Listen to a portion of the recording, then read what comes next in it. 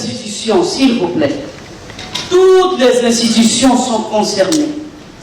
Le président de la République, le ministère, le Parlement, des dépassements de plus de 500%.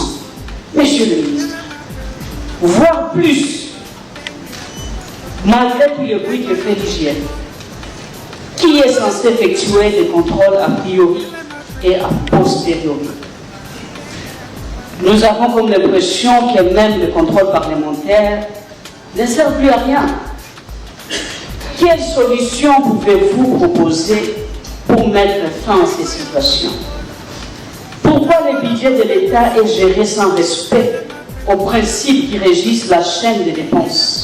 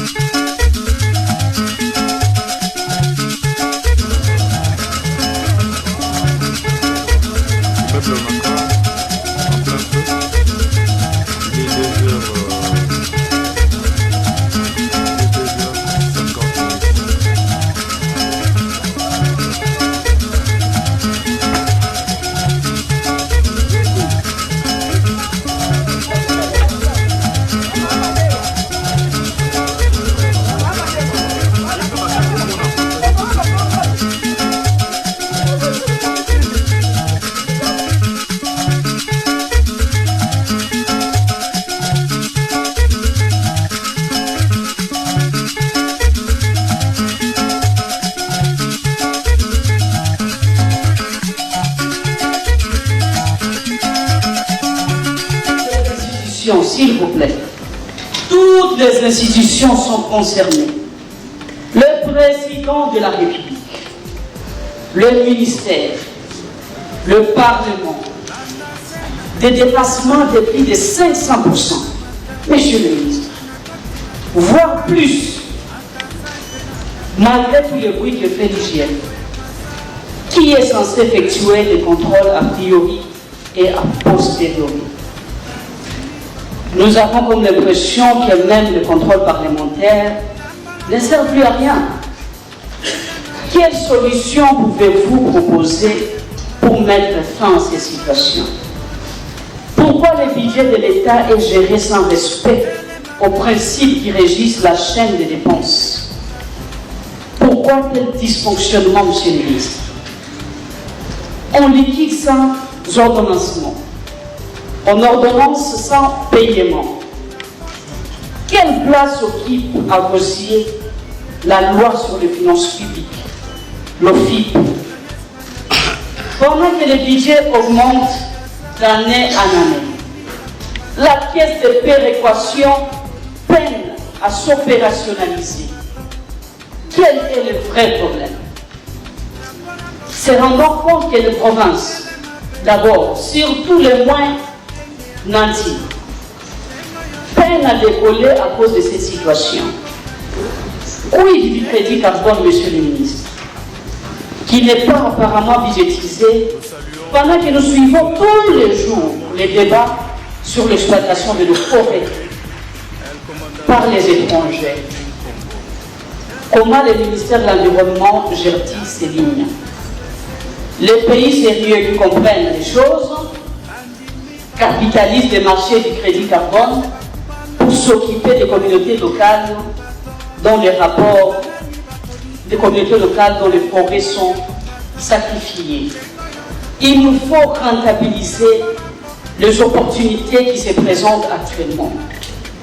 Ces marchés. Pourquoi n'y a-t-il pas de lignes budgétaires engraissées? Monsieur le ministre, comment expliquer ce retard de paiement des salaires, y compris dans votre ministère, monsieur le ministre? Et passe finalement. Comment expliquer la présence de députés provinciaux devant la primature et la cité de l'OIA? Monsieur le ministre, qu'est-ce qui se passe exactement? Si dans votre propre ministère, on note ces retards, que dirons-nous maintenant d'autres ministères, monsieur le ministre? Les Congolais doivent vivre. Ils ont des problèmes à résoudre. Qu'est-ce qui se passe? Au moment où vous venez ici encore nous expliquer des choses comme d'habitude, comme si les choses allaient très bien. Ça ne va pas, le pays est en train de reculer pour des petites choses que les populations congolais ne se plaignaient plus. Mais aujourd'hui, tout le monde est en train de pleurer. Qu'est-ce qui se passe, monsieur le ministre? Ce que vous dites sur autre chose, dans l'exécution, ça devient autre chose. Alors vous allez continuer à revenir ici, nous parler des choses comme si nous venons ici pour blaguer au moment où nous sommes le Parlement. Nous représentons le peuple.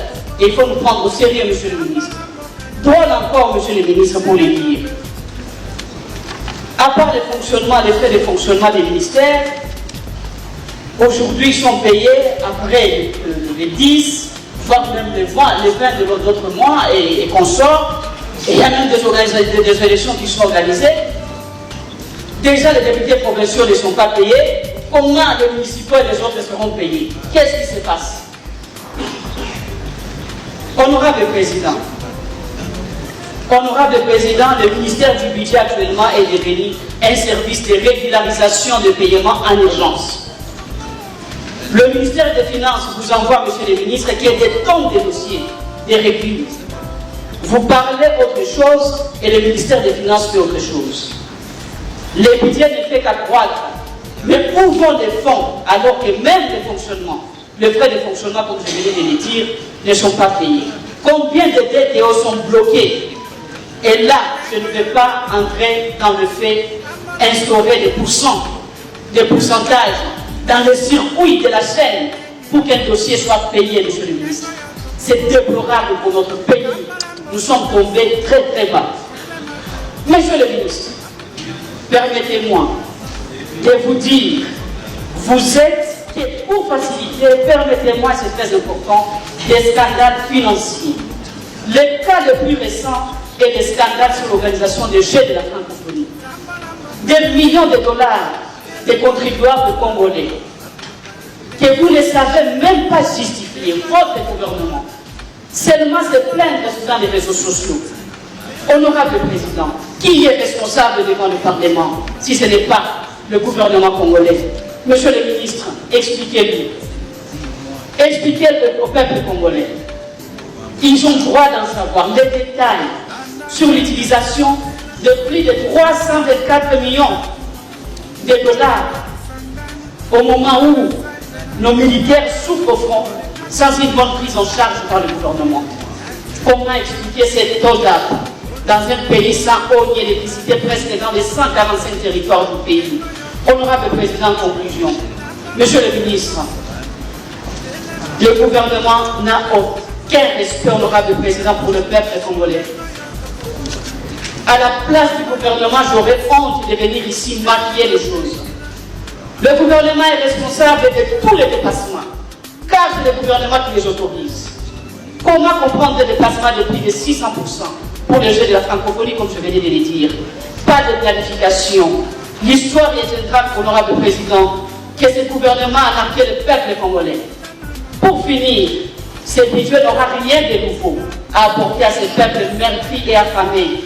Il n'y a rien du social dans ce budget. Et même s'il y a rien, ça ne restera que de lettres mortes, parce qu'il n'y aura rien comme paiement. Honorable Président, 2 secondes, j'aimerais poser des questions sur le plan diplomatique. Le ministre a parlé de l'appurement des arriérés de cotisation de la RDC dans les organisations internationales. Monsieur le ministre, j'aimerais savoir lesquelles exactement. Quelles sont ces organisations? Si c'est toutes les organisations, j'aimerais avoir les détails, monsieur le ministre. Vous avez parlé de la dotation de missions diplomatiques en matériel roulant et la réhabilitation de certaines missions diplomatiques et postes consulaires. Lesquelles? Honorable Président, je vous remercie.